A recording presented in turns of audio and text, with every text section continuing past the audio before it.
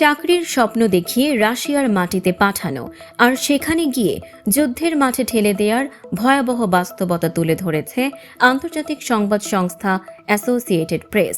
এপির অনুসন্ধানী প্রতিবেদনে উঠে এসেছে কিভাবে প্রতারণার শিকার হয়ে ইউক্রেন যুদ্ধ সংক্রান্ত ঝুঁকিপূর্ণ অবস্থার মুখোমুখি হচ্ছেন কিছু বাংলাদেশি যুবক।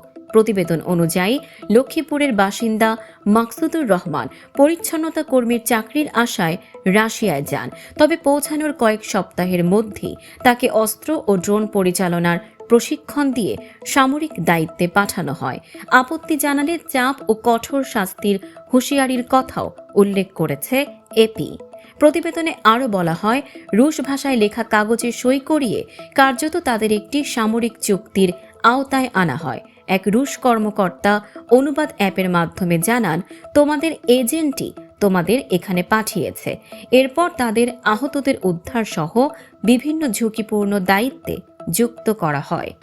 আরেক ভুক্তভোগী মোহান মিয়াজি জানান, ইলেকট্রিশিয়ানের কাজের কথা বলে তাকেও একই পরিস্থিতিতে ফেলা হয়। ভাষাগত সমস্যার কারণে অনেক সময় ভুল বোঝাবুঝি তৈরি হয় এবং আদেশ অমান্য করলে কঠোর আচরণের শিকার হতে হয় বলেও অভিযোগ রয়েছে।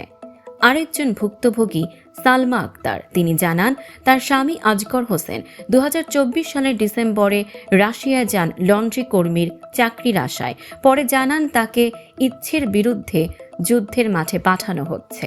এরপর থেকে তার কোনো খোঁজ নেই। শেষবার তিনি স্ত্রীকে বলেছিলেন, আমার জন্য দোয়া করো।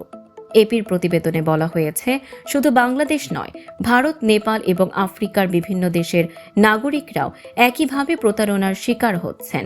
বাংলাদেশে বহু পরিবার এখনও নিখোঁজ স্বজনের খোঁজে অপেক্ষা করছে। ব্র্যাকের তথ্য অনুযায়ী অন্তত 10 জন নিখোঁজ, আর পুলিশের ধারণা আরও অনেক বাংলাদেশি যুবক এই সংঘাতের মধ্যে বিপদের মুখে পড়তে পারেন। চাকরির স্বপ্ন কিভাবে বিপজ্জনক বাস্তবতায় পরিণত হচ্ছে, এই প্রশ্নই এখন উদ্বেগ তৈরি করছে অনেক পরিবারে।